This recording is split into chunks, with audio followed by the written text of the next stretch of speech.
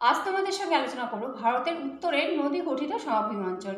তো তার আগেই এই সমভূমি অঞ্চলটির অবস্থান মানচিত্রে দেখে নাও। দেখো, উত্তরের পার্বত্য অঞ্চল মানে হিমালয় পার্বত্য অঞ্চল এবং দক্ষিণে উপদ্বীপীয় মালভূমির মাঝখানে সবুজ রঙের যে অংশটুকু সেটি হচ্ছে উত্তরের নদী গঠিত সমভূমি অঞ্চল।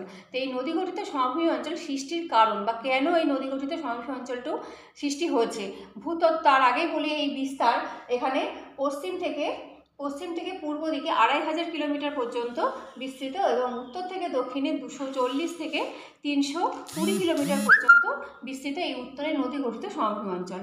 তো এই নদী গঠিত সমভূমি অঞ্চল সৃষ্টির কারণ ভূতত্ত্ববিদদের মতে, দেখো এখানে ভূতত্ত্ববিদদের মতে নদী গঠিত সমভূমি অঞ্চল সৃষ্টির কারণ হচ্ছে হিমালয় পর্বত যখন সৃষ্টি হয়েছে বা হিমালয় পর্বত সৃষ্টির সময় যে হিমালয় পর্বতের দুদিকে যেমন আংগ্রা ল্যান্ড এবং গন্ডোয়ানা ল্যান্ড আছে, এই গন্ডোয়ানা ল্যান্ড উত্তর দিকে বেঁকে গিয়ে একটা উপত্যকার বা খাতের মতন সৃষ্টি করে।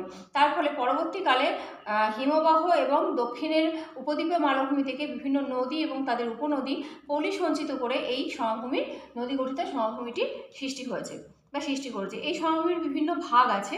প্রথমে বলি পাঞ্জাব ও শতদ্রু সমভূমি।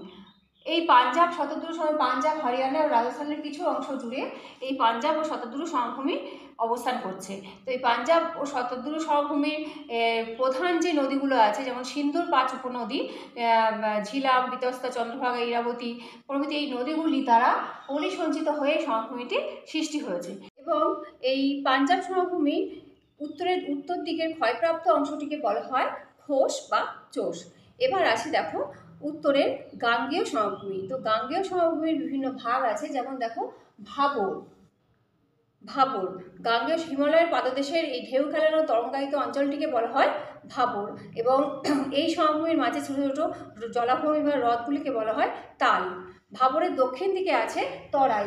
ঢেউ খেলানো তরঙ্গায়িত এবং স্যাঁতস্যাঁতে অরণ্যাবৃত অঞ্চলটিকে বলা হচ্ছে তরাই, আর এটিকেই পূর্ব দিকে বা পশ্চিমবঙ্গে বলা হয় ডুয়ার্স। এবং গঙ্গা সমভূমির নদী তীরবর্তী বা গঙ্গা তীরবর্তী নবীন পলিগঠিত অঞ্চলটিকে বলা হচ্ছে খাদার এবং গঙ্গা থেকে অনেকটা দূরে প্রাচীন পলি দ্বারা গঠিত ভূমিকে বলা হচ্ছে ভাঙর বা ভাঙার। এবং এই গঙ্গা সমভূমির আবার 3টি ভাগ আছে, যেমন হচ্ছে উচ্চ গঙ্গা সমভূমি, মধ্য গঙ্গা সমভূমি, নিম্ন গঙ্গা সমভূমি।